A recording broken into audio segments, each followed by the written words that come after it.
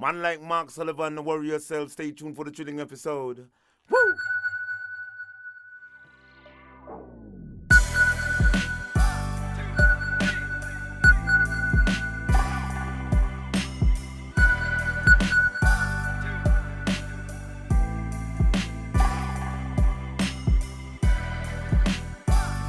A positive mental attitude can clear away all obstacles which stand between you and your major purpose in life. This is the Snowboard Project featuring Mark Sullivan and the Bead. The Snowboard Project. The Snowboard Project. The Snowboard Project. Welcome back to the Snowboard Project. I'm Mark Sullivan. And I am the Beeve, and we are in Ketchum, Sun Valley at the Snowboard Project Studios hanging out, and it is Andy week. Yeah, we got two Andys this week. We got Andy Wright, and today we have Andrew Hardingham. Andy Hardingham. I love Andrew This guy Hardingham. is pretty loose. He's loose. I think that's the best thing about Hardingham. I know it is, and you'll see it just in this interview. He gets pretty loose in this interview too, so this is a pretty enjoyable one. He's like one of my favorite people because he's just so comical. Like if you know Andrew Hardingham, it's just like it's nonstop comedy with the guy. He has voices. He has different characters and what's your experience? How do you know Andy? Oh, man. How do you know Andrew? I've known him since he was a sponsored snowboarder. He used to compete in half-pipe events way back, like around the turn of the millennium. And I've known him since probably back then. But, I got to know him through, I'm not sure where I got to know him pretty well in his sense of humor, but after I got to know him in his sense of humor, he became the host of Tailgate Alaska for a couple of years. He came up and was like the host, the face of Tailgate, and he did that for a couple of years, and we've been friends, for a long time. Well, should we roll into this? Yeah, let's do it. All right, let's do it. Andrew Hardingham coming at you right now.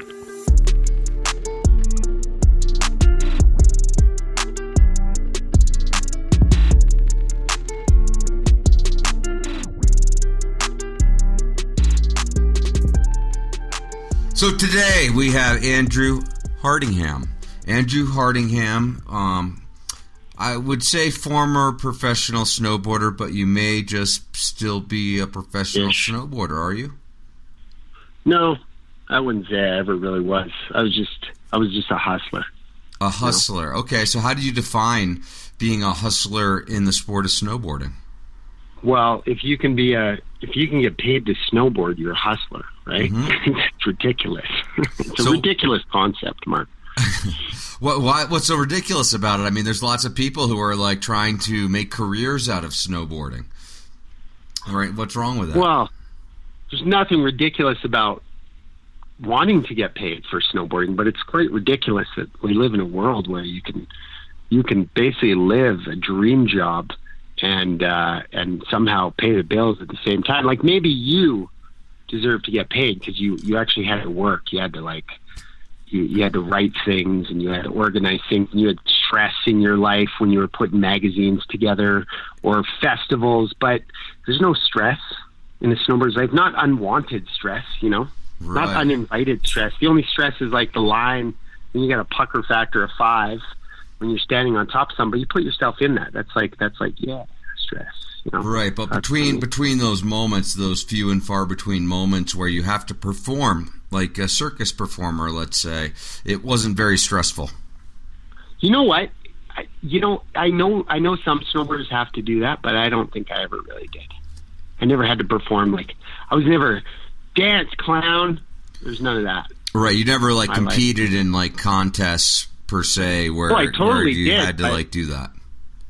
I totally did, but it was always enjoyable. I had a really competitive nature, and I still do. And I loved competition and I loved the results. And I did the U.S. Open circuit back in the late '90s, and I did pretty good.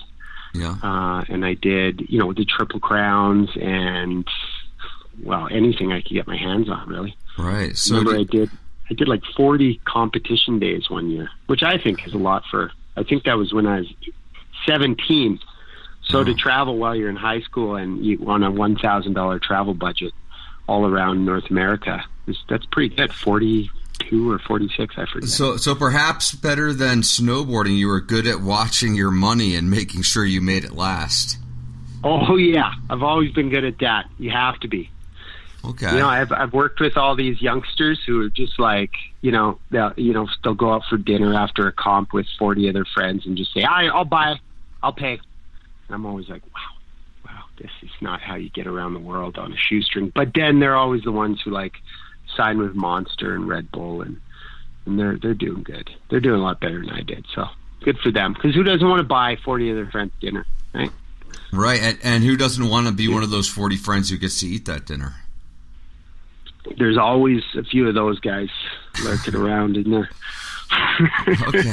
The dinner people. So what are like the highlights of your career competition wise? Like what are like your best memories? Not necessarily results, but like what are your favorite memories from doing that? Well, I grew up going to West Beach Classic like as like an up and comer and an amateur in Canada. When I was like 15 and 16, I went out there and there was always go-go girls dancing, and sometimes if you like stood right under the jump, you'd see a boobie.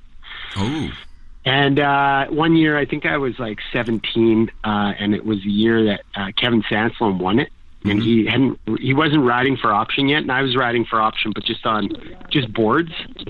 And I'd been riding for option for like 3 years, and I loved them, and they were like the only company in the world to me. And he put an option board on for the first time, won the comp, and I was really stoked because I was like, this guy is going to be on option now. And sure enough, he was like, part of the option team right after that. But we went out for this big, the after party. I was like, I don't care. Yeah. Canada, like, right? And I remember like the music just stopped, and this was at like the Max Fish way back in the day. Max Fish. And the music just stopped, and we were all gathered around a booth, like that's really important when you're 17 to 21, and all of a sudden the music stopped and like this slow music starts. You don't hear that in clubs very often, and just all of a sudden this babe gets up on the bar, and this other girl gets up on the bar, and she's like just got this huge chest. Just amazing. And the shirt comes off, and they clearly later in hindsight, Captain Hindsight flew in to let me know that they were strippers. But there was at least 30 minutes where I was like, what is this world? Why is it so special? Why is it making me feel this way downstairs? And so that was definitely a highlight, because finally I was like a part of it. And then the very next year, I won a spot into the West Beach Classic, and I competed, and I got to finals, and then I ended up in second behind Jason Brown, and Sansalom got third. And I'm not bragging, because that was an honor to share a podium with him, but it was like from one extreme to the next, and it was pretty cool. So that would be my highlight. I mean, this is like, I think 97. Okay. 98, like that. Okay. And yeah, I'm an old goat. Yeah. So, but the thing is, based on that experience, you never really looked back or like changed directions. You were kind of like, okay, this is where I fit in this world. Yeah, wherever there are strippers, you're right. And snowboarding. It's a really good point. Oh, and snowboarding. And snowboarding. Let's not forget that. Well, it's a passion. I don't think snowboarding ever really dies. And I always say there's like this parallels to the sports and the passions we have. And I always say, if you love something, you never stop doing it. Mm-hmm. And I mean, like, ever. Like when I float down rivers to fly fish and stuff, I see lines and I want to ride them, and I say, holy cow, that looks perfect. And this is in the middle of summer, and I go back there on my split board, and sure enough, the line's perfect, and we do it, and it's fantastic. And at the same time, I've ridden lines and looked down and seen little creeks and little fish jumping, and been like, I have to come here in the summer and fish this. And so you never stop like doing your passions. And all throughout that, I drank whiskey, because it keeps you warm. This is a winter sport. Okay, where are you going with this whiskey thing? Where does the whiskey come in? I mean, besides keeping you warm. You probably know, because I'm a shameless advertiser, but yeah, I've got a whiskey festival now. What? So it's called the Banff Whiskey Experience. Here's my shameless plug. But anyway, so it's like, frick, I love whiskey. I've had a lot of time. When you're a snowboarder, you have a lot of time to figure out what you like in life. Right. Whether that be like a lot of staring off into space and contemplating the bigger picture, right? And a lot of duty free. How else are you going to afford whiskey when you're in your 20s? Okay. You know, I don't know much about whiskey, so maybe you can give me, since you're running a whiskey festival, the Banff Whiskey Experience, I believe it's called. What can you tell me about whiskey? Like, what would give me a better appreciation for whiskey? It's where you drink it, Mark. It's where you drink it. For instance, my very first trip to Tailgate, Alaska. Oh. I pulled. I called you and I was like, "So where's this tailgate thing?" I called you from the airport in Anchorage, and you were like, "Oh, I'm there now. It's a 6-hour drive." And I was like, "Oh no, that seems far. Should I hitchhike?" And you're like, "No, don't hitchhike, Andrew. I'll figure out a ride for you." And you called me back like 10 minutes later, and you said, "There's this little Chilean Mexican guy, I can't remember what he was, and he'll find you." And then him and this other guy from Oregon just showed up, and they were like, "Are you Andrew?" And we went to the strip club, and they were closing, and strippers come into every story.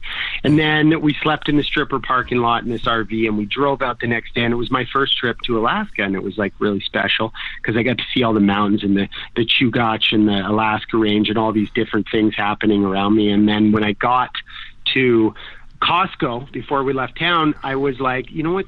This is such a special moment. I'm going to drink scotch, because nobody drinks scotch every day when they're in their like 20s.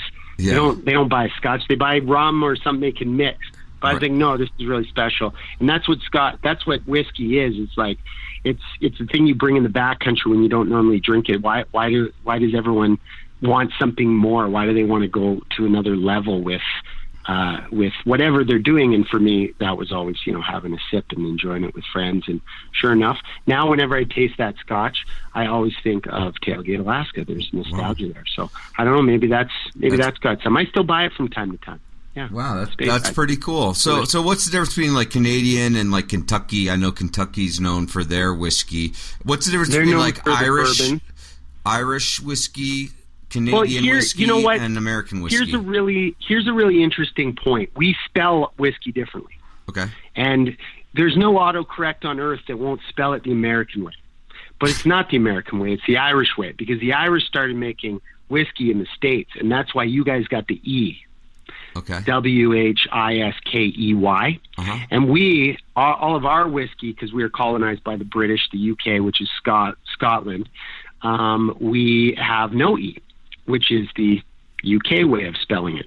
So you guys are Irish and our distillers were Scottish, so that's the biggest difference. And what's really great is every time I do a contract with a vendor, they misspell it, which means I'm not entitled to see the contract through. Right. You're not obligated really to the terms of the agreement. I can pull out.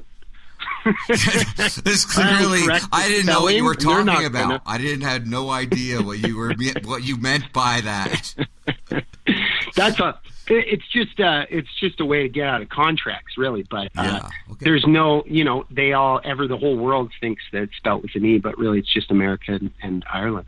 Whereas the rest of the world, Japan, India, Taiwan, obviously Scotland, England, Canada, and everywhere else, even Australia, everybody spells it without the E. So there you go. There's a little take-home for you. See, that's what I was looking for, a little take-home knowledge, and you've just delivered. So thank you. I mean, we could end the interview now, but I think we're just going to keep rolling through, see what else we can come up with. There might be more useless information out there. Yeah, you don't know. So let's talk about like snowboarding. When did you start? Like, when did you make a transition from being a competition rider to like filming and trying to get video parts and all that? How did that transition take place? You know what it was? It was kind of of course, everything's interesting to me because this is my world and everything exists in it for me. It was the Salt Lake City Olympics. I had already tried out for one Olympics, and I think I qualified sixth or something. That was when like Derek Height went and Trevor Andrews and Mike Michaelchuk. I only know Canadians. Actually, no, Todd Richards, I think did second or third. Anyway, Gian Simmons won it. That was Nagano. I tried out for those. I didn't qualify. I was just a wee lad. And then I tried out for the next ones, which were where? Salt Lake. This stuff. Salt Lake City. Salt Lake was the next one. Okay, so it turned out I went to Korea, and although there's a lot of FIS D-bags that would dispute this, there was this World Cup in Korea, and I was more, hey, I want to go eat dog meat. So I went to the Korea with a few friends, and I went in this event, and it was so great. They hold hands in Korea. I mean, now that the Olympics was there, everybody knows that Koreans hold your hand everywhere you go. But it was just this great experience, and I ended up winning the half pipe, and I got this like little trophy, and I won this other one. And when I got home, I got this call from CSF or whatever the foundation is in Canada. Canadian Snowboard Federation. Andrew, yeah. Yep. That's the one, CSF. And they said, Andrew, you're currently ranked second. I mean, there was still like 8 contests to go, but it kind of made me go, do I have a chance? And then I looked at the roster. I'm like, no, all these people have been riding pipe like madmen and winning skidoos and selling them because they want to ride pipe like madmen. And that's when like the lines got drawn in snowboarding. It was about that time when it was like, you're a pipe guy.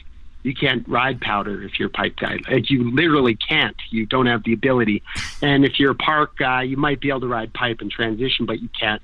And if you're powder, you sure as hell don't have any business in a pipe. So that's when all the lines got drawn. The disciplines really started just shining. And thank God we're in a sport where you can actually get paid for eating sandwiches in the backcountry and riding like 2 lines a day, which is fantastic for a lazy guy like me. But that's when I went, and he was on, like, it was just this weird conversation. He's like, are you going to do it? You're not even on the team. It's weird that you even have these points. And I was like, I don't even like this stuff anymore. I got a sled, and I know everyone says, oh, I got a sled. I'm like better. But realistically, it was like, you can't take beer to the half pipe because FIS owns it now, and they're going to start ramming bills up your ass if you swear and drink beer on the side of the pipe. So I was like, I'm going to the backcountry. And even though, growing up in Banff, we started in the backcountry with all those, Mountain Man, Mountain Jim films and stuff. Like, if you couldn't ride backcountry, you're kind of like, go somewhere else because you're never going to make it. And, and my idols were like Greg Todds and Scott Newsom, and those guys were hardcore backcountry big mountain riders. And so, it just made sense to just go, well, this is what I love the most. Why wouldn't I just do it? Because we're all drawing lines here. I'm drawing one here. I'm going to go and hit cliffs. And not that I was good at it, but I enjoyed it, and I dropped a lot of cliffs. All right. So who filmed you first, and who was like what was your first video part? My first video part was, the funny part is I make a few videos, and my first video part was my own video part, just like every dipshit would say. But I went VHS to VHS, okay? Right. And I made a video. It was called Plastic. Uh-huh. And it still is one of the top sellers that I've ever made. So does that say that your videos don't sell well, or that VHS is making a comeback? They really don't. No, I'm going to tell you straight up. I will be the first to say it since day one.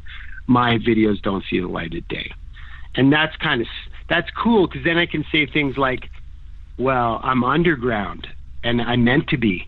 Which is total bullshit because I'd sell out in a heartbeat if I could. But no, why would I sell out? I'm underground. So, I just last night, my friend Ryan, who works at Unlimited in town here, came over, and I'm like, do you want some copies of Throw Your Panties, which is a movie I made once upon a time. Great movie, funny. And he's like, really? You have those? And I'm like, yeah, I think there might be 1 or 2 more years that people even own a DVD player where they can blow off the dust and put it in. So why don't you just put them in your shop? You can just have them. And he's like, I'm not going to put these in my shop. I'm going to give them to the kids that need to. And I'm like, don't do that. Oh, don't do that. That's just, they're going to look at me like just the biggest dipshit. Oh, these old guys. Because you know how it is. Yeah. People always want to push their generation on the next. Yeah. Leave them alone. They grew up doing different things and appreciating different things and having different values. Just leave them the hell alone. My generation wasn't better. Well, of course it was, but they'll never understand that. Yeah, and despite watching Throw Your Panties, they're just not going to get it. It'll probably go over their heads. Have you seen Throw Your Panties? Of course I have. Are you kidding me? That's amazing. Do you want 150 copies? I'll send them to you right now. Give me an address. Send me an address. Are they on VHS or are they DVDs? Oh no, they're DVDs. Oh, okay. I'm state of the art. Yeah. Full size. Have you uploaded that? Is that available on like Vimeo or one of those like video download places? Like, can people find it online? Throw Your Panties? Because it is worth checking out. That was the biggest compliment I've ever received was when we released the CD. DVD. When we released the DVD, within a week it had been uploaded to uTorrent sites. Like 3 different sites had it. Really? And we couldn't even find the standard film that was released like a week before ours. So I was like, boom, checkmate, bitches. And then, get this, I went to Thailand, just to relax, take a load off, and it was on the street. No, it wasn't. No, it wasn't. I wish. That would be the ultimate compliment, though. Yeah. Wouldn't it? Yeah, that would. I mean, that would be pretty impressive. So I was going to bring one over there and just sneak one into every vendor. Just like, no, don't worry, man. I don't know. What's this? How much? The guy can be like, I don't know. I don't even think that's mine. I'll be like, oh, it was here. It was in the pile with the Arnold Schwarzenegger movies.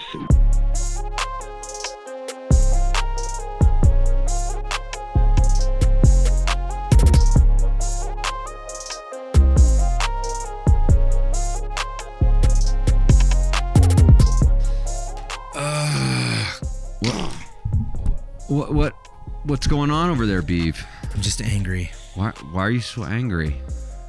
I'm just an angry snowboarder. Oh, come on, Beeve. You're not that angry.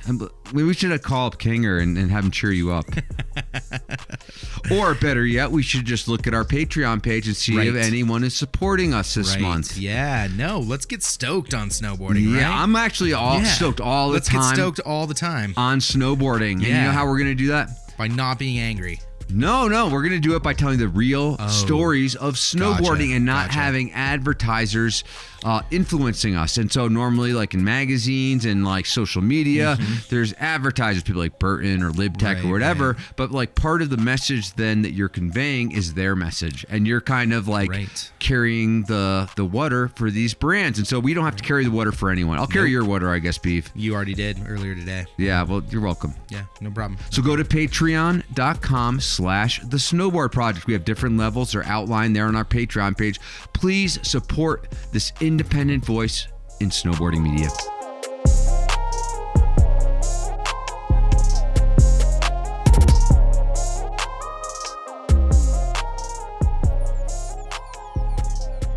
The cover art on Throw Your Panties is what really sets it apart. I mean, just the rack appeal. Oh yeah, you've seen it. Yeah. I believe you now. This isn't bullshit. Yeah. It's all about the packaging, right? Remember? Yeah. Remember like old CDs and stuff? You got like the lyrics and stuff. Actually, the lyrics always pissed me off because like I'm about to listen to this thing. I don't need to read the lyrics. Right. Because musicians think they're poets. They're not poets. Be a poet. You want to be a poet? Be a poet. Right, don't just rhyme everything. Yeah, but then like the strippers wouldn't like you, and you wouldn't get paid the kind of money that musicians get paid. Can we talk about strippers? I mean, like I guess you could talk about. No, this is not family. Well, this is. You know what? This is going to be. You could talk about anything you want because honestly, it's. We didn't talk about that before we talked about that, did we? I don't think we did.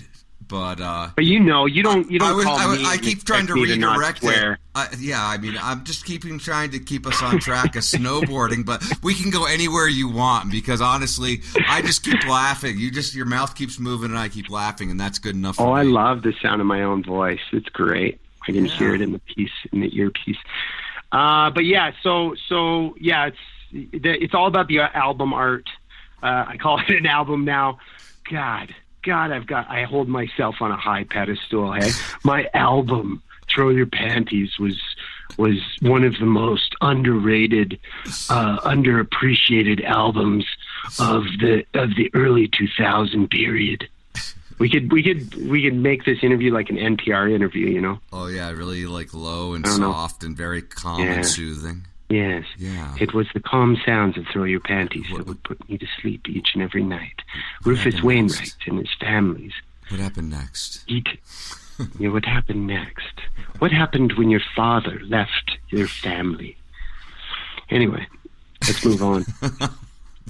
The Sandbox series was great, though. I think there's like 15 Kevin Sanson's movies. We got into those pretty hard. They started off as skids, then they went to Sandbox. That was like the time of our lives. Yeah, and you got to travel the world, and you were getting kind of paid, or like maybe like not making enough to retire on, but you were having a good time. Yeah, I was never paid. I just got some money here and there. Right, but you were paying your bills. Made it worthwhile. You were paying your bills. Yeah, you wrote for what, bills, like Option. Billabong, Von Zipper, We Clothing was one of your sponsors. I remember. Any other sponsors that like stand out? I think I still am sponsored by We. Jones is. I still ride for Jones. Okay. Now, yeah, it's retroactive, right? I should have got paid when I was like 16 through 19, right? And so I figure it's retroactive. No, I'm just kidding. But Jones is like I'm not gonna shamelessly plug them either. They just make boards that suits my style of riding. Right. So you what like their the hell boards. else would you want? Oh yeah. Yeah. By choice, you're on Jones. I'm gonna by choice, and I'm gonna buy the boards if they ever say, "Hey, bud, sorry, we need to start giving boards to someone else in your area." I'm gonna be like, "Great. Well, where do you sell them? That would be great for me to also purchase." Because it's rocky out here in the Rockies, and boards don't last long. I'm not going to be honest. It's a gray market for snowboard companies to be in. It's like one board a month. So maybe that's like kind of the genesis of why you appealed to these companies so much, because you kind of were one of the guys on the forefront of riding rocks and jibbing on things that might not ought be ridden. Right? I mean, you made this, like, when I think about your riding, I think about these, like, big rock slides, and then, like, these, like, tranny finder, and then also these, like, kind of hairball, tight notch, just really... Oh, yeah, you're getting me excited. Just thinking about it, I kind of miss it a little bit, because I don't get as many, like, sketchy, scary pucker factor 5 lines anymore, because I'm just like a little bit busier, but I still go out and I still like, ooh, is this going to kill me? Is this going to be the one? But the nice thing about those lines, and that's really all we had out in Alberta, because and in the Rockies, because we just had way less snow, which is fine, because that teaches you to stay on your damn board, right? Yeah, better you can't just, I'm going to go and do a 720 off this pillow. You can't do that. There's no such thing. You either know you're going to be able to 100% do it, or else you're going to pull the bottom 2 ribs out of your side on a stone. So you just like, you stop trying tricks and you start moving, and the progression is truly like physical, and it's also mental. Like, my favorite thing, what I always say, and by always I mean like I haven't said it more than 5 times in my life, I say nobody likes the adrenaline rush ever. It's so stupid to say that. I hate that when like skydivers and bass drummers are like, it's all about the rush. It's so stupid. It's not about the rush. It never is. And this isn't even an opinion. This is science. It's the end. It's when the rush starts to come down. It's like mushrooms. The end is always the best part, not the acceleration. And when you're coming down off like a line, it's the moment you stomp it. Mm-hmm. You're out of danger. You're riding away at like 100K an hour. And you're just like, all that pressure that I put on myself, and all that the unknown of whether you're gonna, I mean, it's inches. You're inches off rocks, boards coming through your board or coming up into your back, or you're inches, and that's the exciting part. And then when it's over, it's a sense of accomplishment that is the actual true high, and you're still pumped full of that adrenaline. So I think people often blame that, and they say that's the euphoria that they're experiencing. That is just something that feels good, that it's slowing down. And it's like when you get sick, you're like on the toilet crapping and puking. You're like, I swear I'll never watch porn again. You just make the feeling go away. And then as soon as it starts to go away, you're like, oh, you're really like a 8 out of 10 pain still, but you were just a 10. So the 8 is all of a sudden the most appreciated pain you've ever had in your life. That's the euphoria. And then when you hit 6, you're like, when I feel 100%, I'm just going to dance in the flowers and say. That's what I'm talking about. I'm driving the point home. I think you understand what I'm saying. I get it, yeah. So when you sit down on your sled and you pull out your sandwich and you crack your beer. I always bring Caribous, and they're green and they're fancy cans, and I'm like, look at that green can, and I'm like, yeah, that's euphoria. Okay, so before doing this, I mean, how much time do you spend sizing up these like kind of crazy, what I consider kind of crazy, because the price you would pay if it did go horribly wrong would be significant. And so therefore, how much time are you like sizing it up in your head and thinking about, you know, what to do and how to do it? And are you also like thinking about what could go wrong? Or are you just thinking about how it goes right? You know what's funny about that is there's like so many questions right there. No. What I always argued with people about was they never wanted to be negative on top of lines. Whenever kids would come out and they weren't used to backcountry lines, they dropped a few cliffs, but they were like sheer. And I was like, "Okay, you got to ride this. You might tap a couple rocks. Just keep your nose up." And they go, they're like, "Oh, don't even say that. Don't even say you could." And I'm like, "Well, you have to say it because you have to go through all 20 bad things that can happen. If you go right, you're going to put your right arm in. You're going to have to expect that a rock's going to hit you in the elbow or your ribs. If you go left, you have your whole face, or you have like your left set of ribs or your ass. So you got to think about everything, and then what you're going to do. Are you going to put an arm down? Are you going to hit it with your shoulder? And then what I think happens is when the bad does happen, it happens all the time. You get sucked off. Did I just say that? You get sucked off to the left, or you get pulled off to the right. God, these strippers they're in my head. So what? I've never even done that with what? I hate strippers.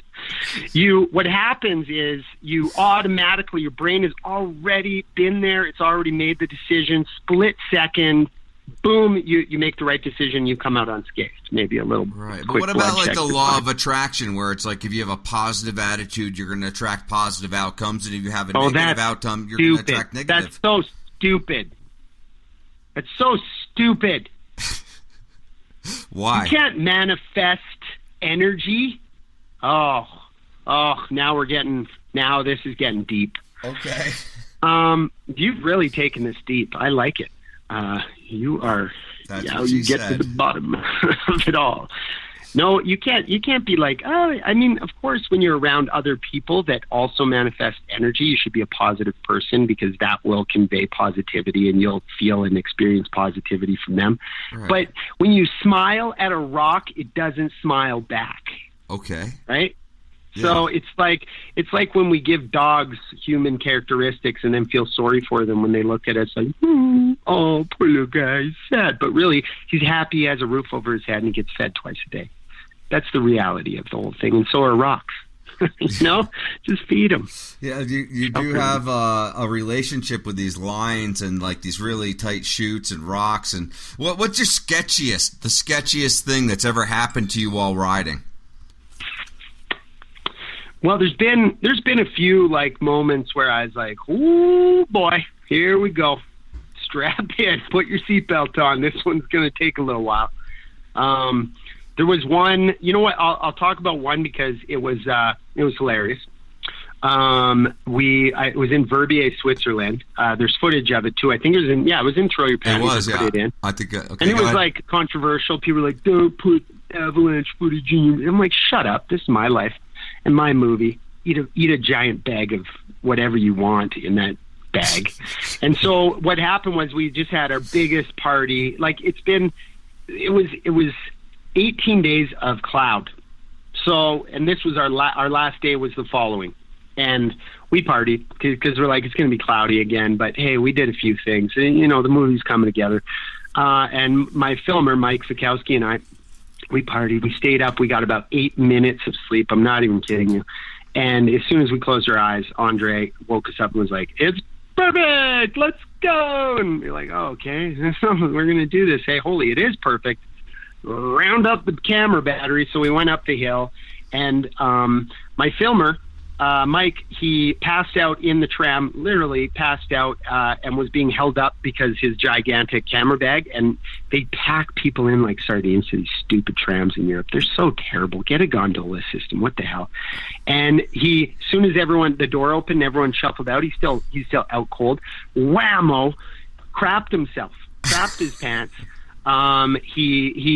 We had zinc all over our face because, when you wake up in the morning, you're still drunk, but in that like, ha funny, I'm still drunk. This is going to be a great day. So we put zinc all over our lips and nose and face and pink and blue. And so that was the guy who passed out. So you can imagine how dumb we looked. But we dragged him off, and everyone's like, "He needs a doctor." And we're like, "No, he doesn't need a doctor. Go away. He's too drunk." And then so he snapped to, he cleaned himself up. Went and did like this little double line. I went straight out of the frame. He zooms down, totally messed that shot up. And I looked down. I'm like, "Oh, well, you kind of fucked that shot up. Hey, why don't we go do the biggest line I've ever seen in my life? Good idea. And I'll hike up it all by myself. So you guys will be down here, right?" And they're like, "Yeah, of course. We're not going to move. I'm throwing up." And Andre is responsible. So he's like, "Okay, I'll be down here I'll take some photos." So off I went, Peter and the Wolf style, to find the wolf, or what I thought was just going to be a little duck or something. And so I'm like back into a cliff, with my feet in front. You know how climbers use their back to scurry up cliffs? Like I was like that. I was kicking my feet into the snow so hard to stay on this like isothermic crappy face that was sun exposed to get around the corner. It was over like probably 200-foot exposure. If I slipped, I was going off of it. It was over. Like it was a bad decision. I can say that now. I was past the point of no return. I couldn't get back up that cliff. I shimmied down it. It was probably 15 feet of shimmying with my snowboard, with snowboard boots. Like, it was over. It was like, and I was 3 hours into this hike. Fully committed. It was like, there's no way. Like, I don't have the energy to go back. It's either like long line, which isn't an option, or I just ride this stupid line that I've done, never. So it was this huge dog's leg, and the first dog's leg was over this big cliff, and it started cinching down to like 150, 25 feet, and then it was a hard hairpin turn. And as soon as I turned, I had to come all the way back under the cliff I just rode over, which was over another cliff. And I did the dog's leg, and all of a sudden this little fracture happened. Just this little one. It was probably 1 meter by 1 meter. And in American, that's 3 feet by 3 feet. And so I'm like, "Oh, quick, hop over it." Your whole life you spend, trying to get shots. So, if you stop in a line, you kind of lose a shot, which isn't really the case, but that's what you kind of have in your head. And I know I can get over this thing. So I hop over, and it's growing as I hop, and I land right on this little rock, which just sends me right into a little lounge chair. So I land just beside the little slough that's happening, and then poof, I'm in it. And I'm about to go over 60, 70, 80 feet of cliff. And I'm like, fuck, here we go. So I strap in. Boom! Go off the first one. Abby goes airborne. Start to lose sight of everything because, it's all in the air and it's starting to get darker. And I just stick my board under me. Boom! Hit another bunch of rocks with my board. I know I got my shovel in my backpack. That thing's seen some serious heat. Let me tell you, there's about 8 bullet holes in it. Boom! All of a sudden, I just start getting smoked, and I'm just hanging on for dear life, just dragging my back arm, just trying to keep this board under me. It's getting darker, darker, darker. Pretty much caught my toe edge, smacked my face. Snow went behind my eyes, all through my mouth. I'm still in this thing, so I'm still fighting like a motherfucker. And I'm tossing and turning, just waiting for more rocks. I don't know where I am. I don't know if I've cleared the cliff. I don't know. And it starts to brighten. All of a sudden it's getting lighter out, and all of a sudden I can see my goggles are gone, but I'm like, eyeballing the snow out, and I just stand up because you're still struggling. You don't know what's going to happen. And sure enough, I'm riding away. I'm like, I look around, there's no more cliff. I look up, avalanche dissipating. It wasn't like a big avalanche. It just happened to be airborne because it went off a cliff. And I'm riding away. I look down. I do a quick little blood check. You know, nothing's torn up. Arms are still on. Board's not doing so great. Fuck the goggles. Ride right down. Claim the shit out of it, Mark. Because you know what? It was more claiming the shit out of pure invincibility at that stage. Because, like, if that mountain can't get me, nothing can, you know? So I ride up, and my you can see the camera get, like the tripod get locked off, and my filmer start running. Not that he could have ever made it to me in time, but it was just like, it was a good wake-up call. I'll just say that as a disclaimer so we can go back to having a bit of fun with it. I pull up to Mike, and I'm just like, whoa, and he's like, whoa, and we're both like instantly, we were sober 2 hours ago because the hike took so long to do. Radios ran out of battery power. It was just like a big it was just hilarious. I'm like, well, I think he's filming. I'm doing this. There's no other way down. And that was the story. It was fantastic. I sat in the hot tub that night and just like overlooked the entire Verbier Valley and just sipped on champagne, sparkling wine. Who am I fooling? And it was just fantastic. It was just like the high of all highs. It was complete. I wasn't blown out. I had a couple scratches on my ribs. That board was retired for life. And it was great. So it was a really interesting moment. Yeah, I mean, that's really kind of, you know, I don't know how you went through that and came out unscathed. Did you now approach, like after that, did you take a little bit different approach or think twice about doing those kind of lines in exposure, or, you know, or doing things that really potentially had big consequences? Or were you like confident, like, hey, I'm invincible now. I know for a fact now that I'm invincible, so I can do anything? Well, you know, that's a good question, because I was always joking about being invincible, but I really understood calculated risk. That was, you know, that whole line was a bad decision because it was just made in heist. It was made about the film. It was made because it was our only sunny day. It was made because it was our last day in Verbier, and I really wanted a big line just to feel, just to like experience, because we hadn't really gotten anything in Verbier. Mm-hmm. And I know it's such a big mountain place, and it's very much like the Rockies. It's very exposed, similar snowpack to the Rockies. I understood it. I wanted a piece of something huge, and that was, Andre told me it's never been ridden. So I was like, my whole goal in snowboarding was, once something's been ridden, it will never be done the same way again psychologically, because it's doable. If something's done, it's done. It's done forever. Yeah, you can have fun doing it. You can go hit the same jump in Whistler 1,000 times and do a different trick and think you're the best in the world. But once it's been done once, it's done to me. And granted, I'll still ride lines I've ridden and other people have ridden many times. I'll enjoy them. But there's something so psychologically beautiful about a first descent. And that's what drove me. And it was probably something that I should have done on a Bluebird day sober.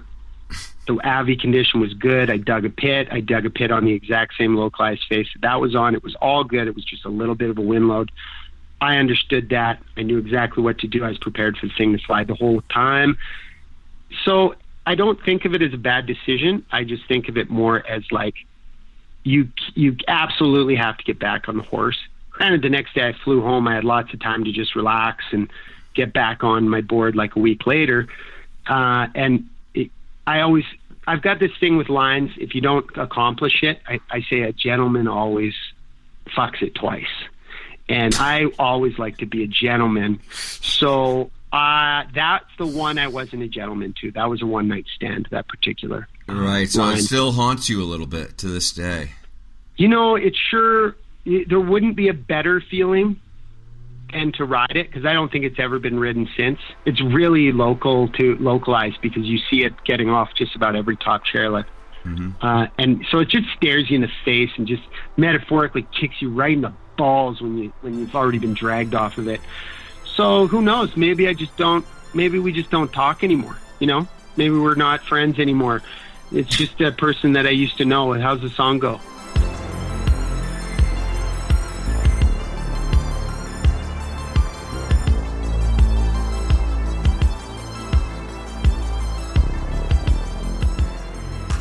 Hey guys, Beeve here with Sullivan, and we're talking about Patreon.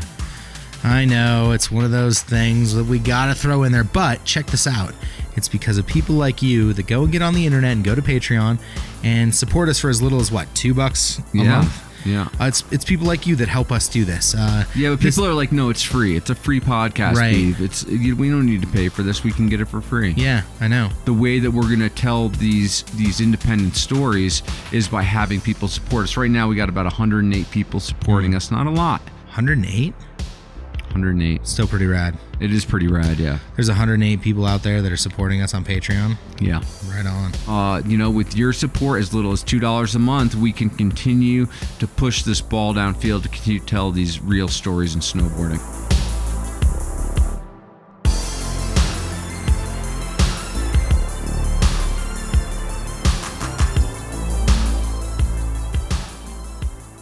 Okay, so have you done a bunch of other first descents then?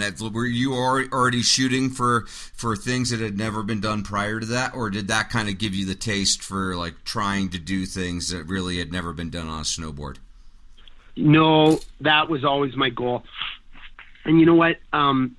What's cool is where I live, despite like the mountain gym and mountain man guys like Todd Richards and Scott Newsom, those kind of guys, Taylor Piercy, they had already done a lot of the lines around Lake Louise, but snowboarding progressed and they all left. So I was kind of left alone with the backcountry because, that's when freestyle started ripping. Mm-hmm. So people just there's no one to ride with. I was by myself most of the time. So what I had an opportunity to do is go and, conquer new lines right off the ski hill that have never been done. And new stuff started opening. Ski hill started, Lake Louise Sunshine started being more open to backcountry openings. So all these perma closures were now open. So I got first descents all over Sunshine, and I got first descents in Lake Louise. But see, I say first descents, and all big mountain riders think of that as like some big 2,500 vertical foot run. A lot of that was never really my style. I did those lines. I love doing them. But it was more like a little mini gnar piece of chunk of a line that was like my thing, where it was a lot higher risk, but just for a really short period of time. So you can kind of bounce off things, and then it's not avalanche high risk. It's like contusion high risk. And so if you can get those little lines and the ones that you don't know if anyone's dumb. You don't know if they gutter out at the bottom. You don't know until you're on top, until there's a point of no return.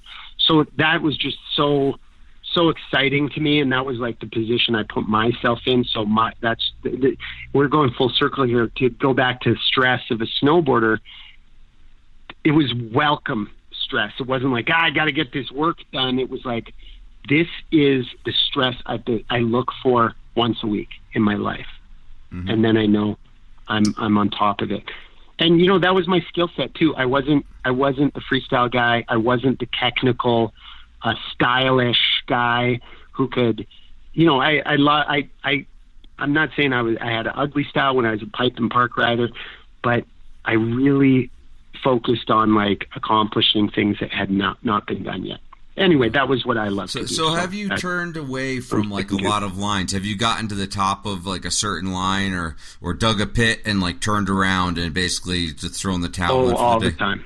Okay. Yeah, all the time. We do that lots because with Jonas, Squinn, and I nobody else would ride rocks with me, and nor with him. So we would always go out and we'd do this road called Jasper Parkway, which is between Banff and Jasper. It's like God's snail trail. It's beautiful mountains. Everything is so accessible. You basically step off the road and you're on the outrun. It's Rockies, it's north-south facing. You pick one, obviously you're going north, and you just have access to hundreds and hundreds and hundreds of lines. You're only limited by your creativity. So we started riding all these rock rides and like scree slopes and actually granite and all these really cool areas that were like, and we kind of pushed each other in the sense like every aspect of snowboarding, you go out with your friends, you push each other, but it kind of got really competitive to a point where we were trying to out rock ride each other, try to get longer runs with more step downs in the middle of them, like pillow lines that were rocks It was wicked.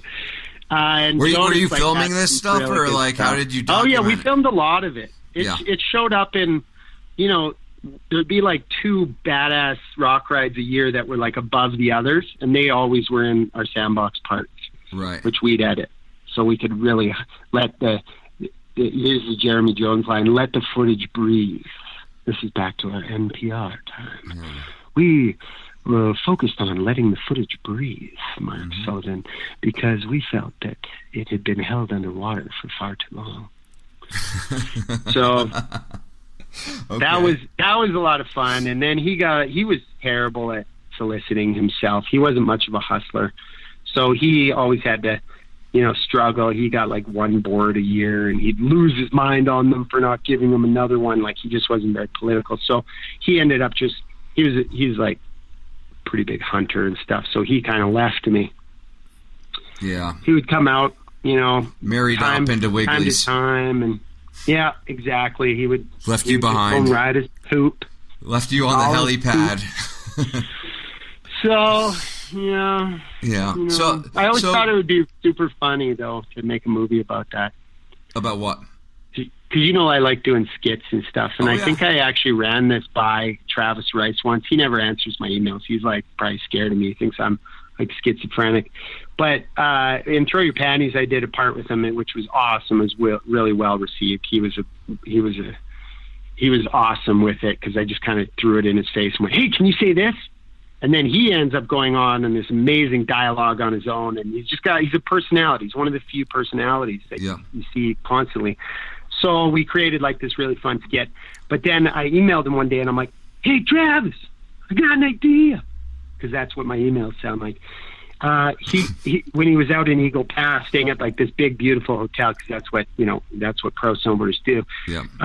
I'd park in the parking lot, and I'd be like, every morning I'd yell up to their like 5th story penthouse, and I'd be like, "Hey, where you guys going today? You got any room for one more?" And they'd be like, "Oh God, he's out there again." and then I'd be like, oh, you going? Oh, the helicopter's taking off the roof. Cool. Bye. See ya. And then I would try to film as many runs in the parking lot, because it's all rocks out there and all cliffs and trees and like bent over lodgepole pines.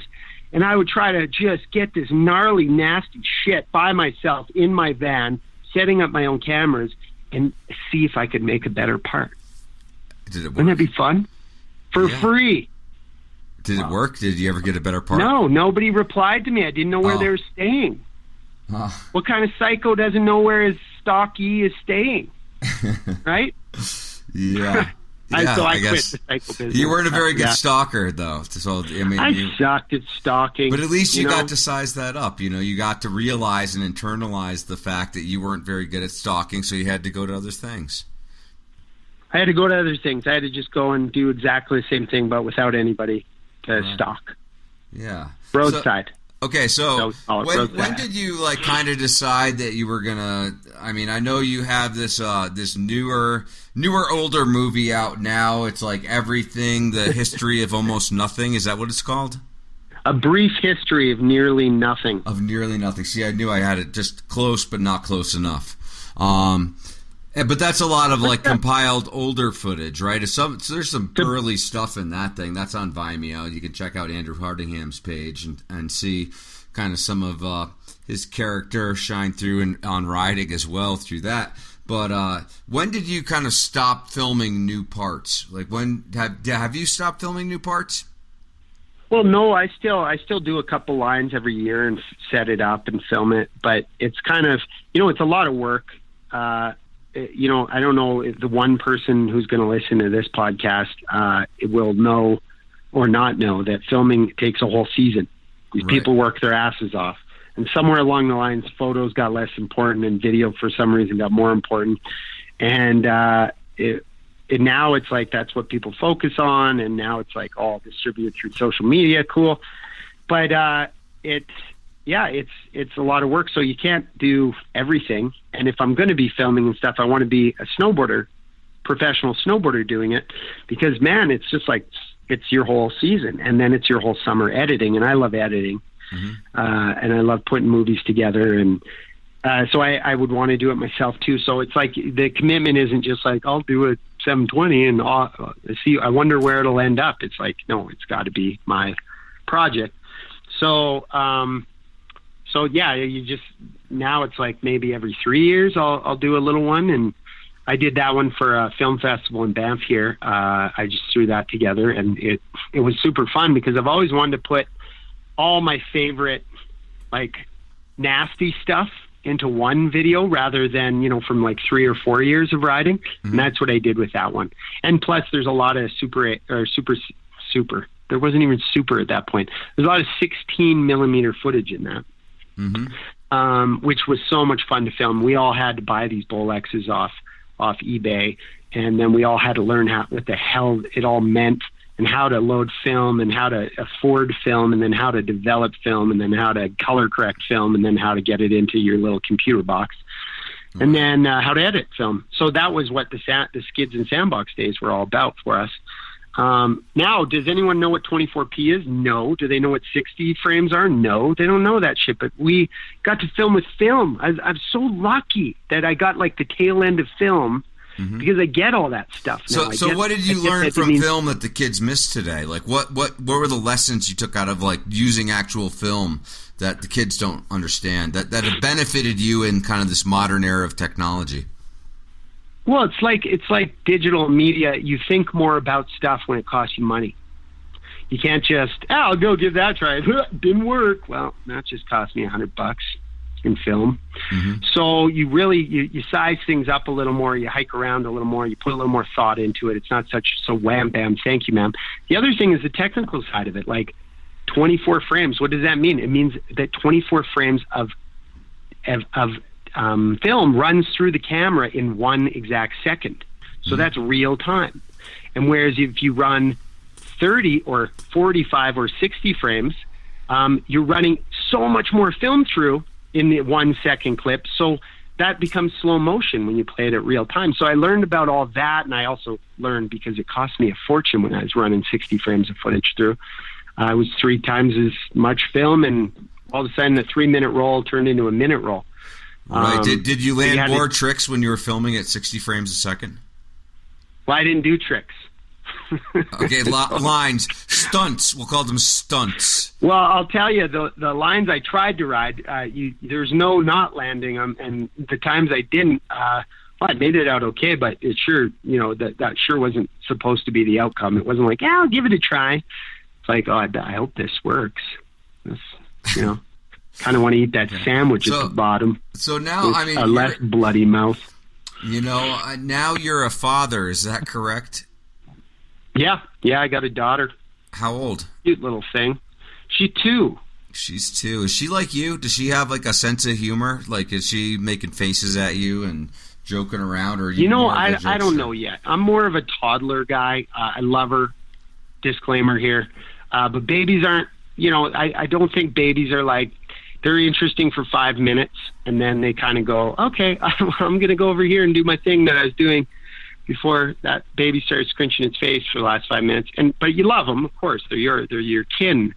But she's at an age now, she's more fun, and I won't talk about babies and kids, but she's starting to get a good sense of humor. So I'm hoping. I think it's genetic. Is your dad funny and mom funny? Are they funny people?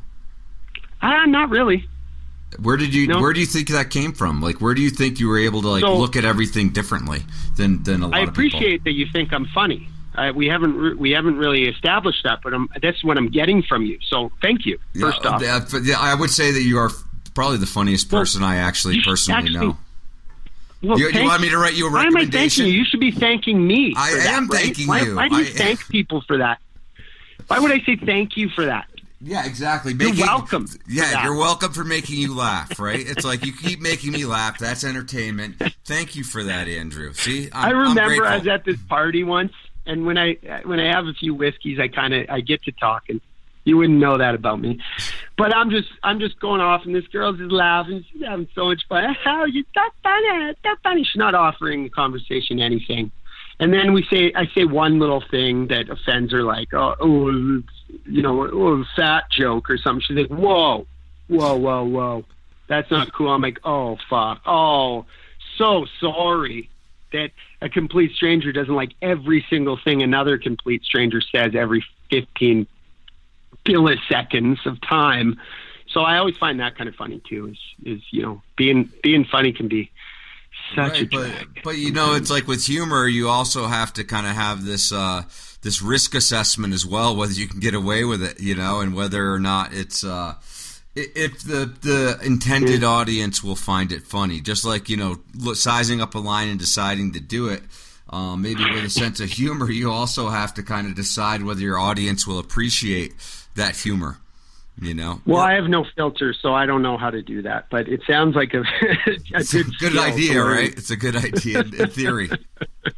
In theory, it sounds fantastic. So I should look into that. I'll Google it. Yeah, Google that. Check it out. I'll Google it. I always thought it funny. But as a dad, though, do you like now think about the risk you take with snowboarding differently now that you're a father? Well, I've been a father for 2 years, and I would say I haven't gotten into any deep shit in lines yet. So it would be an educated guess. I'm going to go for it, though. I would say probably more when I broke my pelvis. Now, I didn't stop riding lines, but I didn't want to be not walking for 3 months again. So I guess the same would go. The psychology of that would say that I would probably think too that I don't want to be in a wheelchair when I want, your kids sitting on your lap and you want to be able to play and you want to be able to pick them up, or just selfishly, you don't want to be in a wheelchair because you want to walk up mountains and go get an ice cream from time to time, you know.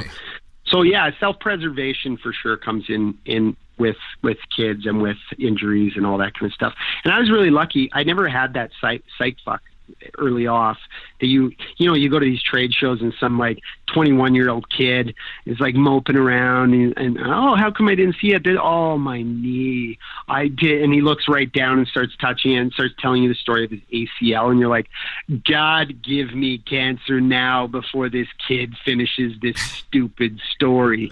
Because everybody wants to blame their injuries for everything. And here's, get in line, every snowboarder's injured all the time. And if they're not, they suck. Everybody who's good at something that's a high impact sport should have problems. So get in line and shut the fuck up about your knee. I could not stress that. If I can pass one piece of advice on to the next generation, which might or might not be the one guy who's going to listen to this, shut the fuck up about your knee. So how would you come back? You have had some pretty serious injuries. How did you get back on that horse? I mean, how did you mentally overcome that kind of like that fear of basically being hurt again and then having to tell stories about how your injury put an end to your career or something? And how did you avoid that? I didn't talk about injuries at all. They were always secret. I still went snowboarding with separated shoulders. I just brace them up and go hit the half pipe, and I grab with the other arm. And it was like and plus no injury kept me off a board for more than a week until I shattered my pelvis in 9 places. So I didn't really have anything. And plus the pelvis story was always like a really great story because there's so many funny things that happened after the pelvis got shattered, right? It was hilarious too that like I was at the top of the hill with Seb Toots and Dustin, or no Murray Hodgkins, and I remember I was going, there's no way in hell, and I used to love doing this, that you could break a femur on this thing, and it was like this massive ski jump. It was a 60-meter ski jump with a lip at the top, and it was just a mess of a jump. And I was just started shouting, you can't hurt yourself. There's no way I could break my neck on this thing. And I remember Seb just going, oh, man, shut up, man. That's crazy. Don't say that shit. Knock on wood. And why do people knock on their head when they say that? So it was really funny. It was always funny kind of at all events. We would kind of have fun with that and psychologically fuck with the other riders that get all like, worried about that stuff. So that was funny, and then I did hurt myself, and it was the first time I hurt myself, and I remember Dustin rode down, and I bounced down this long ski jump landing with a shattered pelvis, so it was painful, and he gets there, and I'm like, get the car. I'm not doing that. I'm not doing the banana boat. You're going to have to drag me. And I remember going, I self-diagnosed it. It's a dislocated hip. You got to kick it back in, Dustin. And he's like, I'll do it. And he was just about to. It would have been so bad. It was like, honestly, it was like nine fractures. My pelvis was up in my guts. The bone. It was great. So it was like there's funny things that happen. So you can tell stories like that about injuries. It wasn't about the injury. It was about like the ridiculousness of it. He didn't. Somebody talked him out of it. And the funny thing is I just did a backcountry trip this year to Blanket Glacier. And he turns out the patroller who just dragged me off the landing of that shattered both ankles on our trip. He hit like this really weird spot and stump. And it was really funny because he's such a trooper. He walked up the whole mountain with like being braced by 2 other people, and we got him up there. And he got himself up there, and then he just looks at me and goes, so next time we meet, I guess it's your turn again. And then the helicopter took off. So it was just great. Like, that's a great injury story, right? Yeah. And I don't care about that. No, you aren't blaming the injury. It's just funny, thing. Right? It's just like it's hilarious. There's so much more. We don't have time for all these stories, but getting injured is hilarious. Let's be honest. It's freaking hilarious. I don't think it's very funny when I get injured. Maybe I'm not as macho as you. Smile. You're a tourist attraction. Yeah, you gotta are. Smile. You got to give off that energy. Right. That's where that power of attraction comes in. Like you're trying to get a ski patroller to get over there fucking quick. Yeah, if you're not smiling, it's just a job to him. Yeah.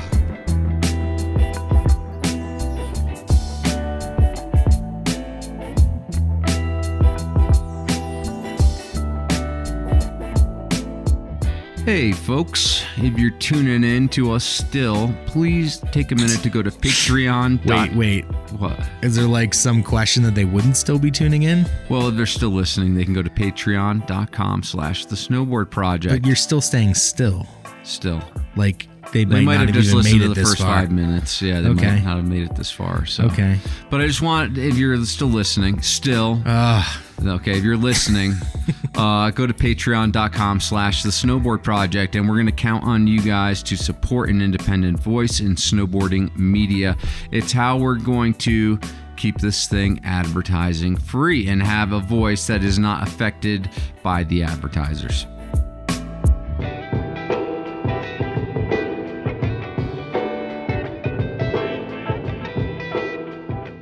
So a couple more questions. Like, where do you see yourself in 10 years? Like, describe yourself in 10 years. What the heck are you going to be doing? That's a tough one. That is a tough one. I have never thought about that. However, I did come to the conclusion I have 30 more years of life. So I should probably have a bit of a plan, because that's when you're, then I'm like 60 something. 68. You kind of pick when your dad dies, and then every year after that's a gift. Right? Yeah, I guess so. If my dad just died at 70, and so I figure, well, I got to 70, and then I think he outlived his dad, so I don't know the ratio. Yeah, medicine gets better every year, Yeah, more advanced. Medicine, right? I never liked medicine. My medicine is seriously alcohol. It's spirits. It's whiskey. It's rum. It's tequila. It's always been my medicine. I'm not like a drug guy. Yeah. I didn't like the oxys. I didn't take them. I didn't take them. Yeah. I think you must have had to do something though for like your pelvis at first. I mean, that's absolutely. It was like 3 months on those, but as soon as the first time I could feel it in my head, I was like, these are done. This means the pain's gone. Yeah. And I got off them, and I had tons left, and everyone's like, you got some oxy, give me that oxy. And I'm like, nope, saving it for the backcountry in case anyone ever breaks their femur, which won't be me, because it's impossible. Okay. And they won't give you drugs when you're in pain back there, right? So it's always good to keep a little shot of adrenaline, or keep oxys or whatever. It's illegal, but I don't care. My name's on the bottle. Yeah. Okay. So, would you do anything differently? Kind of looking over the span of your career, would you change anything? Would if you tried to, win an Olympic gold in 2002? If you could do it differently, no. What would you do? Not that I never would have won gold. I never was. I was at the top, but I wasn't at the very top, and I never had it. I probably thought I did back then, but I can look back and securely say there's no way in hell it would have had to been a crash for them. Yeah. So no for that. But you know what? It was a time when it was fun to be. It was like trendy to be reckless, and it was like embraced in the communities to be like a little more hardcore. So we could be a little more, that style, the skids thing, and it was fun. And I wouldn't change it because that was like what developed into something so great. Yeah, I can't ever say that I would change anything. Maybe the advice I'd give is like, maybe take a slightly more commercial approach these days, because that's okay now. Mm-hmm. In our day, it's like if you're commercial, you're like a douchebag. So don't do it. Right. But no, I don't think so. I wish that backcountry riding was more popular in the early 2000s. It wasn't. Yep. I remember I'd go to the Rider Pole Awards every year, the Trans World Rider Pole Awards in Vegas, and they would always say, they'd have everybody, best park, best video park, best this, best that, and then it would be best big mountain rider. And you couldn't find a person in the room of all the pro snowboarders that knew a different name than Jeremy Jones. Mm-hmm. Except when Johan Olofsson was there. And like a few Canadians would say something like Jonathan Moore. Yep. And that's it. So you're telling me there's only 3? And that's because they were not promoted. And, I can be as mad or as happy as I want about that, but it just goes to show that the trends of snowboarding are dictative, and they absolutely control the thing, and they don't actually say who's doing the most and who's doing the best. It's just more about like, I'm so glad that those people, even in a non-marketable world, were still out there doing their trade and enjoying what is so funny, all snowboarders end up doing in their later years when they have the choice. So It's kind of hard to argue that powder isn't the best thing in snowboarding, because you'll win every time. Duh. Powder will win.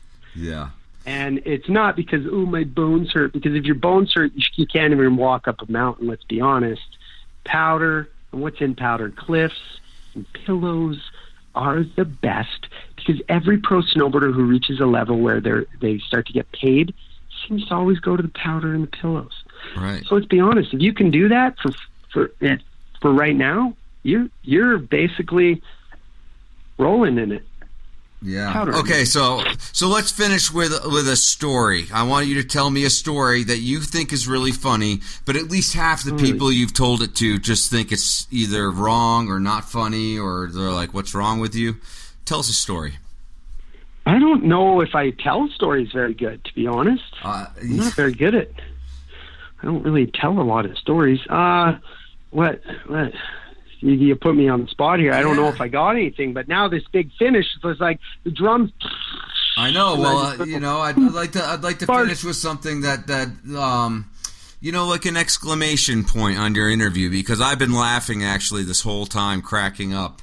And so, but I'm wondering if there's like a time when you Sure. thought you were like really funny or whatever, and then people were like, "What, dude? Really?"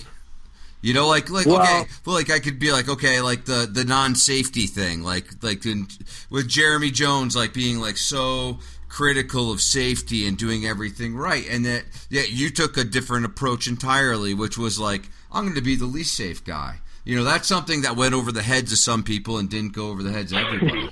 I mean, people seriously. hated that shit. Oh, it was so great. Someone in the Valdez Town Council actually brought that up. See, it was like, look at this. See, they're promoting people killing themselves out here. Someone brought that up, and I was like, are you kidding me? And it even has in the beginning, this is satire, exclamation point. It was like a Tailgate Alaska video, one of the episodes when we did 50 in a year. But it's I think of that, and not everyone got that, right? I thought it was hilarious. So. Yeah. It's like, shut up about safety. Everyone, if you aren't safe, you have no business being there. But it is kind of funny, wouldn't you say, that we go into the most dangerous situations and try to suck all the danger out of it? Yeah. What the fuck's that all about? Yeah. We put ourselves in these absolutely dangerous situations. No European guide would ever go down that steep a slope. And here we are going, well, let me put an airbag on and this and that and a helmet and a back brace and a knee pads and let's also, do this, do that. It's like, what are you doing? But I just think the psychology is funny. I wear, an airbag from time to time. I think they're too heavy. They've got a long way to come. I wear a transceiver. I've got all that stuff because I want to dig my friends out. Yeah. But it's funny how safe we are in dangerous situations. I don't wear a helmet when I drive downtown. Yet people bet on long shots. They wear a helmet on their bike. Riddle me this, Batman. When was the last time you fell off your bike? When was the last time you got hit by a car on your bike? I bet you every single person out there has crashed in a car, though, yet they still don't wear a helmet in a car, but they'll bet $150 on a helmet long shot on their bicycle. Right. It's hilarious psychology. So I guess to answer your question is, whenever I go into that speech out there, I get very little support. Right, but it is funny because people take themselves like way too serious. Like, duh, of course I want to live through this, so I'm gonna take some precautions. But yeah, when you made that video, it was like some people like thought you were being like completely serious. Like, oh, what do I bring in the back of a log to keep warm? Right, and I try to drink as much as I can before I go. I mean, it was just like this. Well, booze keeps you warm. Yeah. And why would you need a headlamp? That's what the northern lights are for, dummy. Yeah. Right? Yeah, exactly. It's like, use the land. There's snow everywhere. Don't bring water. It just makes sense. It's just like common sense is what it is. Mm-hmm. So are you now going to take this sense of humor that we'll just call it in quotes a sense of humor because I don't know what it is, but whatever it is, and then use that to do other kinds of video projects for your Banff whiskey experience? Do you take that kind of like unique perspective to the other projects you work on? Absolutely. You never stop making films once you start, and they've always been hobbies. I've never made a cent off anything I've ever done. Like, even the ones that were in stores. Come on, I got ripped off by Alley Distribution. They didn't pay me a cent. They stole all my videos. You don't make money making movies. Anyone who does, congratulations. Like, there's maybe guys you could count them on one hand in the whole snow industry, ski and snowboard. So obviously you're doing it out of passion and you love making them, you love putting them out. I love that sort of thing. And then what's really cool is you find your people through those videos, because you find people who love them and then they engage you through your travels and they're like, oh, I saw the Fear Stick movie, or they'll say, I saw, some of them are so stupid I'm embarrassed by them, but I leave them online because that was who I was when I made it. And people are like, you should take that down. You're a professional now. Well, that's stupid to say, one. But secondly, no. When I was that age, that's what was important to me, and that's who I was. So I'm leaving everything up. It's all there. I'm never taking it down. And the reason, it's like I loved making that. And when I still have friends to this day, good friends that I visit, and I will go actively on a trip to visit, that we've met over those videos. So, I mean, it's not just this video, it's a medium to deliver your sense of humor, or your snowboarding, or your skateboarding, or your kiteboarding. I don't care what you're doing. Filming is a really cool medium, and it's transferable better than anything else. Like photos and, video tells a better story than any photo ever could, in my opinion. I'm sure I have a million people arguing with me on that. Which is great. I love when people. Well, it's just your voice that matters in the video. Like if you make a video, people have to take your perspective. Whereas it's like a picture's worth 1,000 words, but it's like those people have to write those 1,000 words themselves. You just can't hear any of them. Yeah. I still say I do the Instagram and stuff, and I still think a picture is worth 1,000 words. Yet still, there's the caption. Yeah. Which I love captioning. It's the voice. Cool. I'm fairly good at it. That's what I'm going to be in 10 years. I'm going to caption photos professionally. That sounds like a fun thing to do. And yeah, I mean, I'm looking forward to seeing your career evolve in the future. I just watched, I don't know, your latest 3 or 5 videos on Vimeo. I don't even know how to pronounce it. But I like you pronounce it wrong or right, or maybe I pronounce it wrong. You know what? It doesn't really matter because you know what I'm talking about, so take that. It's a fake word. Right, yeah, I made it up myself. Tell you how to pronounce it. It's not what you say, it's how confidently you say it, you know? And so I'm going with that. So, anyhow. Oogle. All right. Well, you know, I always love talking to you, and I'm so glad that you called. And Matt, I'll tell you what, my heart is going to be shining all weekend as I drink Negronis and old fashions on my front lawn. I'm going to think about all of our times together, Mark. Yeah. So thank you so much. You've had such an interesting and good life, I would say. So keep doing that. Thanks, Andrew. And right back at you, and that's why we get along, right? Yep, cool. Well, thanks again, Andrew. I appreciate your time. And, for the one person who's still tuning in, thanks for tuning in. Call me. I need friends. Mom, I miss you. Mom, get out of here. All right, toodle. All right, cool. All right, take care, Andrew. Bye.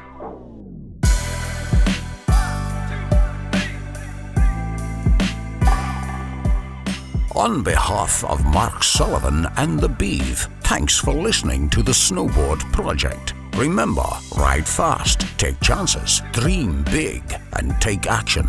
And for God's sake, don't forget to support advertising-free snowboarding media at patreon.com. The Snowboard Project. The Snowboard Project. The Snowboard Project.